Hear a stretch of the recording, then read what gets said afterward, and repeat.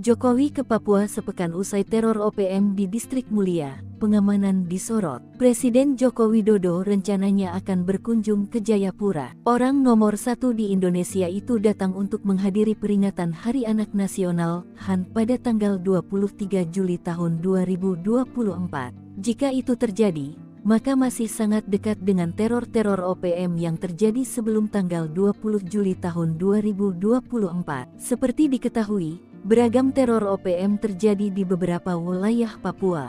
Baru-baru ini, tepatnya pada tanggal 18 Juli tahun 2024, 3 terduga oknum OPM terpaksa ditembak aparat militer Indonesia.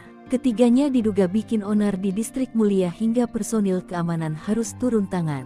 Lantas, apakah tujuan Presiden Jokowi datang ke Papua berhubungan dengan kejadian tersebut? Belum dapat dipastikan benar atau tidaknya, sebab saat ini, personil TNI dan Polri terlebih dahulu memastikan situasi di seluruh Papua kondusif.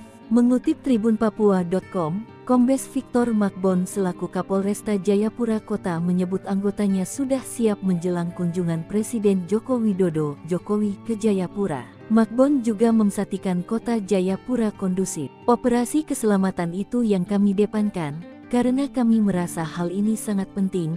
Bagaimana cara berlalu lintas yang baik, katanya saat ditemui Tribun Tanda Hubung Papua.com, Jumat tanggal 19 Juli tahun 2024. Posisi Polresta Jayapura Kota sendiri sebagai pendukung keamanan selama Presiden berada di Jayapura. Sementara tamu VVI akan ditangani oleh Kodam 17 Cenderawasih.